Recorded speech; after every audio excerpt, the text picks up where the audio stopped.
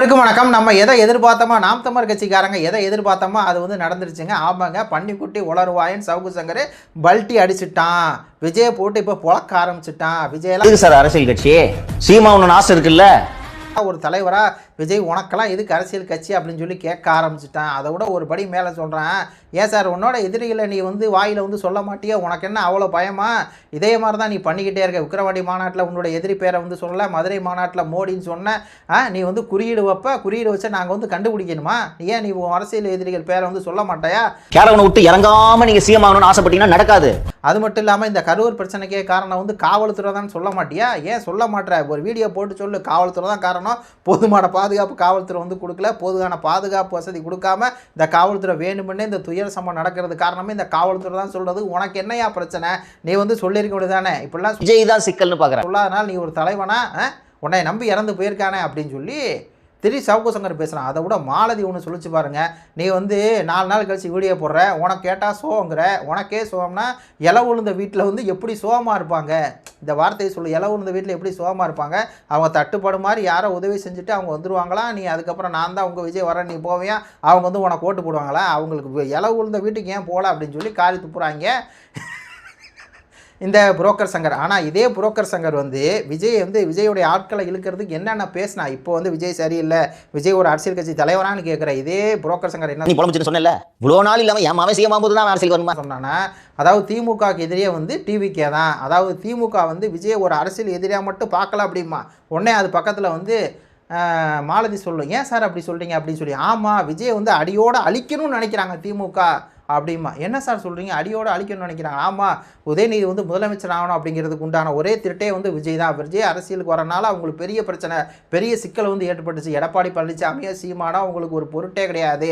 ஆனால் வந்து விஜய்க்கு வந்து உதயநிதி முதலமைச்சர் ஆகணும் அப்படிங்கும்போது விஜய் தான் ஒரு சிக்கலாக இருக்குது.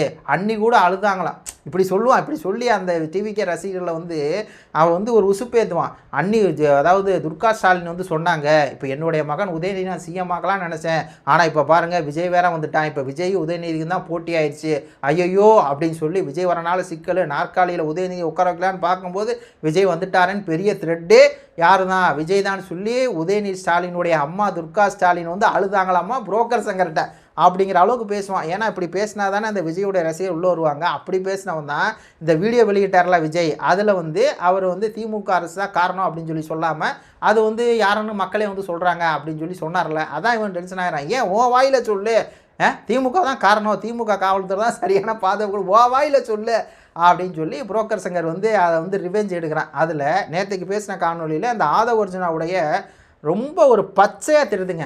நம்ம கேட்டுக்கிட்டே இருக்க கேள்வி தான் வந்து சவுக்கு சங்கர் மாலதி வந்து கேட்குறாங்க, ஏன் ஆதவ அர்ஜுனா நீ வந்து டெல்லிக்கு போகிற, டேராடூனுக்கு போகிற, அங்கே விளையாட்டு போட்டியில் கலந்துக்கிற, உன்னை நம்பி வந்த 41 உயிர் வந்து செத்து போய் கிடக்குது, விஜயை நம்பி வந்த 40 உயிர் செத்து கிடக்குது, நீ இவங்கள போய் பார்க்காம டெல்லிக்கு போறியே, நீ எல்லாம் ஒரு மனுஷனா அப்படின்னு சொல்லி நம்ம கேட்போம்ல. அதே ஒரு படி மேலே சவுக்கு சங்கர் என்ன கேட்குறாங்கன்னா, 41 உயிர் போயிருக்குல்ல, விஜய்கிட்ட வந்து காசை வாங்கிட்டு அந்த செக்கை வாங்கிட்டு நேராக போய் 41 உயிர் பாதிக்கப்பட்ட உயிருக்கு போய் கொடுக்க வேண்டியதானே நீ அப்படின்னு சொல்லி அந்த கேள்வி கேட்குறாரு.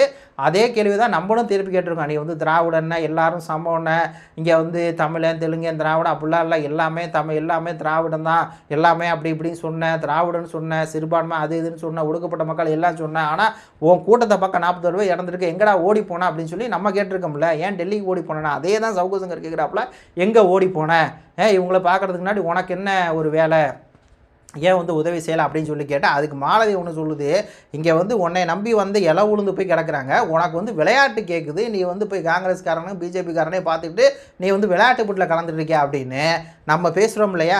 அந்த ஆதவு இந்த ஒரு ஓடி போய் ஒழிஞ்சிருக்காரு இந்த புஷி, இந்த விஜயெல்லாம் நம்ம போட்டு கிழிக்கிறோம்ல, அதை விட ஒரு 4 மடங்கு வச்சு இப்போ என்ன பண்ணுறாங்கன்னா இவனுக்கு உட்காந்து 2 பேரும் கிழிக்கிறாங்க. அப்போது வந்து இந்த சினாரியை வந்து புரிஞ்சுக்கணும். இந்த விஜய் ரசிகர்கள் என்னென்னா ஒரு அப்பாவி, அவங்களுக்கு என்ன பிரச்சனையாக இருந்துச்சு அப்படின்னா, சீமான் அவர்கள் விஜயை போட்டு பொழக்கிறாரு, அணிலே ஓனா போய் விளையாட அணிலே, குறுக்க மறுக்க வராத அணிலே, மரத்தில் ஏற அணிலே, வந்து போஸ்ட் கம்பத்தில் ஏற அணிலே அப்படின்னு சொல்லி சொல்கிறாரு. இது கொள்கை இல்லாத கூட்டம், கோமுட்ட கூட்டம், ரசிகர் கூட்டத்துக்கும் கொள்கை கூட்டத்துக்கும் அப்படிங்கிற அந்த போட்டின்னு சொல்லி இதெல்லாம் அவர் சொல்லக்குள்ள இப்போ இவனுங்களுக்கு என்னென்னா வேறு வழி இல்லை. இப்போ சவுக்கு சங்கர் அந்த நேரத்தில் என்ன பண்ணுவான்னா, இந்த விஜய் ரசிகர்களை இழுக்கிறதுக்காக சீமான் எடுத்து பேசுகிறாரு, அப்போ விஜய் ரசிகர்களை இழுக்கணும், நம்ம நம்ம இழுத்தா நம்மளுக்கு 4 லட்சம் 5 லட்சம் 6 லட்சம் 7 லட்சம் வந்துருச்சு. ஏன்னா இப்போ விஜய் ரசிகரை வச்சு தான் லட்சக்கணக்கில் சப்ஸ்கிரைப் ஏற்றிட்டு இருக்கான். அப்போது சீமான் வந்து சீமானை அந்த மாதிரி சொல்லிட்டார்ல, ரசிகை கூட்டத்துக்கும் கொள்கை கூட்டத்துக்கும் அப்படின்ன உடனே இதை யூஸ் பண்ணிக்கிட்டு நல்லா யூஸ் பண்ணுவான். யார் யாரை எப்பப்போ யூஸ் பண்ணிட்டு தூக்கி எறியணுமோ அப்பப்போ யூஸ் பண்ணிட்டு தூக்கி எறிவான். புரோக்கர் சங்கர் நாம் தமிழர் கட்சி யூஸ் பண்ணி அண்ணன் சீமானை யூஸ் பண்ணி எல்லாத்தையும் யூஸ் பண்ணி நல்லா சிறப்பாக வளர்ந்துருக்கான். இப்போ அதே மாதிரி விஜய் யூஸ் பண்ணுறதுக்கு தான் இவ்வளவு நாளாக உட்காந்துட்டு கதை கட்டினது. ஒரு அடியாளின் வாக்குமூலம் அமைச்சு இந்த ஆளை கூட்டு வந்து ஜெயச பாண்டியனை கூட்டு வந்து இன்டர்வியூ எடுக்கிறது. அவர் என்ன விஜய் 10 வருஷம் ஆட்சி பண்ணாரா, அந்த கொள்ளை பண்ணாரா, இந்த கொள்ளை பண்ணாரா, இலங்கை தமிழர் அழிச்சாரா அப்படிங்கிற மாதிரி இது பண்ணி சீமான் அங்கே பணம் வாங்குறா இங்கே பணம் இதெல்லாம் அவன் ஏன் பண்ணா அப்படின்னா, இந்த நேரத்தில் நம்ம சீமான் இந்த மாதிரி சொல்கிறாரு, அப்போ நம்ம விஜய்க்கு ஆதரவாக இதை பண்ணோன்னா நம்மளுக்கு வியூஸ் ஒரு சப்ஸ்கிரைப் வரும் அப்படின்னு சொல்லி தான் பக்காவாக பண்ணியிருக்கான். இப்போ பாருங்கள் எப்படி பல்ட்டி அடிக்கிறான் பாருங்கள். இப்போ விஜயெல்லாம் ஒரு கட்சி தலைவனா அவனுக்குலாம் ஏதாவது ஓடி ஒளிஞ்சிருக்கிறா. கேரவன் விட்டு இறங்கி பாலிடிக்ஸ் பண்ணு, கேரவனுக்குள்ள உக்காந்துருந்தா உனக்கு சிஎம் பதவி கிடைக்குமா அப்படின்னு சொல்லி இப்போ போட்டு கிழிக்கிறான் பாருங்க. அப்போ இதுதான் அந்த சினாரியோ. இந்த சினாரியோ நீங்கள் புரிஞ்சுக்கணும். அப்போது இவன் நேரத்துக்கு தகுந்த மாதிரி பேசுவான். இப்போது இதே மாதிரி எடப்பாடி பேசியிருந்தான்னு வச்சுங்களேன், பேசியிருக்க மாட்டான். இப்போ சீமானை சொன்னார்ல விஜய்க்கும் எனக்கும் போட்டி அப்படின்னு, அதே மாதிரி எடப்பாடி சொல்லி தான் பேசுவோம். ஏன்னா எடப்பாடிகிட்ட காசு வாங்கிட்டு தான் வேலை செய்யலாம். இதுக்கு முன்னாடி என்ன சொல்லுவான், அந்த பன்னிக்குட்டி உளருவான்னா இந்த மாதிரி எடப்பாடி தான் அடுத்த சிஎம் சொல்லுவான். ஆனால் கொஞ்ச நாளாக பார்த்தீங்கன்னா விஜய் தான் சிஎம். அவள் திருப்பி மாற்றிட்டா பாருங்கள். விஜயெல்லாம் ஒரு கட்சி தான். அவன் சவுக்கு சங்கர் எப்போயுமே நல்லா கேட்டுங்க. ஸ்ரீமதி பிரச்சனையில் ஸ்ரீமதி பாப்பா இறந்தப்போ தமிழ்நாடே ஸ்ரீமதி பாப்பாவுக்கு ஆதரவு வந்துச்சு. ஸ்ரீமதி பாப்பாவுக்கு எதிராக இருந்தான். அப்படிப்பட்ட ஒரு அயோக்கியனுக்கு இந்த விஜய் கட்சிக்காரன் சப்போர்ட் பண்ணுறான்னா இந்த விஜய் கட்சிக்காரன் எந்த அளவுக்கு ஒரு கேவலமான அப்படின்னு சொல்லி பாருங்கள். அதே மாதிரி தான் இங்கே பல பிரச்சனை நடந்திருக்குது, பல கொலை வழக்குகள் நடந்திருக்குது, பல இஷ்யூவில் எப்பயுமே இந்த துப்பாக்கி சூடு கூட அவன் எதிராக தான் பேசினான். காவல்துறைக்கு ஆதரவாக அந்த பாதிக்க அதெல்லாம் பேசினேன். அப்போது நீங்கள் புரிஞ்சுக்கணும், சவுக்கு சங்கர் எப்பயுமே ஆபத்தானவன். அப்போ நான் என்ன சொல்கிறேன் அப்படின்னா, ஒரு நாம் தமிழ் கட்சிக்காரன் ஏற்கனவே பட்டாச்சு. அவனை நம்பி இந்த உடனடி தமிழம் அப்படி தான் எல்லாம் பல்ட்டி அடிக்கக்கூடிய ஆட்கள். ஃபஸ்ட்டு ஆதரிப்பாங்க, உங்கள் சப்ஸ்கிரைப் வாங்கிக்குவாங்க.